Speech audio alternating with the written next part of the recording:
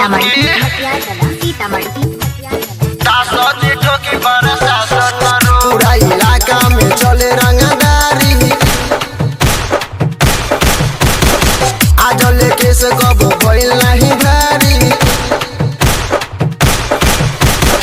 पूरा इलाका में चले रंगदारी आज लेके से कबो भइल नहीं भारी। अरे मारेंगे मार कौनो बोली न सर, अरे मारेंगे मार कौनो बोली न सर, हमरा डरे न कवनो खोखे।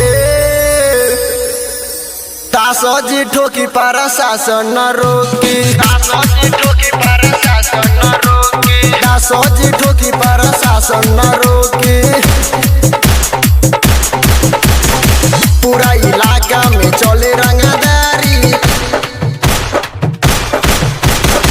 आज लेके से कबो भइल नहीं भारी।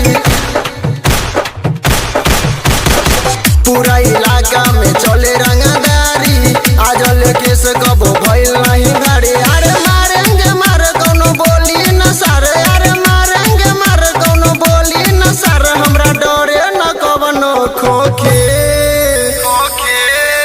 दासो जी ठोकी प्रशासन न रोकी, दासो जी ठोकी प्रशासन न रोकी, दासो जी ठोकी प्रशासन न रोकी।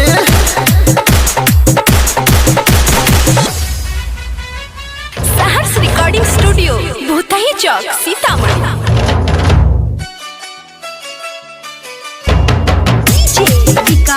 दासो जी ठोकी प्रशासन न रोकी।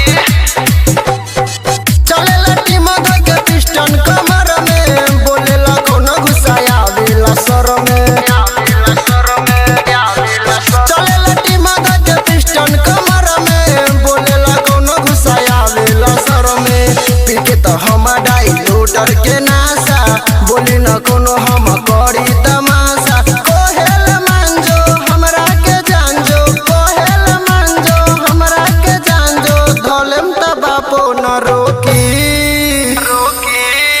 दासो जी ठोकी प्रशासन न रोकी, दासो जी ठोकी प्रशासन न रोकी, दासो जी ठोकी प्रशासन